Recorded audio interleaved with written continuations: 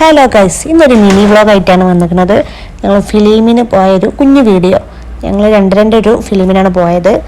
ഏകദേശം ഒരു 1.5 മണിക്കാണ് ഞങ്ങൾ വീട്ടിൽ നിന്ന് ഇറങ്ങിയത്. 10 മിനിറ്റത്തെ യാത്ര ഉള്ളായിരുന്നു, 10-15 മിനിറ്റത്തെ യാത്ര ഉള്ളായിരുന്നു. അങ്ങനെ ഞങ്ങൾ മാളിലെത്തി. വണ്ടി ഇറങ്ങിയിട്ട് 2 മിനിറ്റ് അങ്ങോട്ട് നടക്കാണ്ടായിരുന്നു.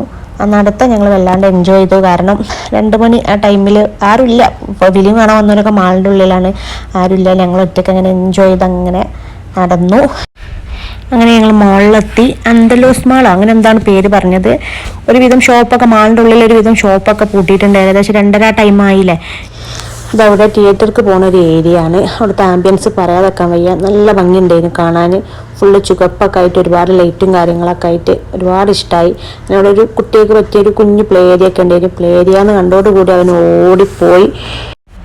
അങ്ങനെ അവിടെ നിന്നൊരു സെൽഫി എടുത്താണ്. എന്തായാലും നല്ല കളറ്. അങ്ങനെ ഫിലിമൊക്കെ തുടങ്ങി. ഗുരുവായൂരമ്പലം നടയിൽ എന്ന് പറഞ്ഞ പുതിയ മൂവിയാണ്.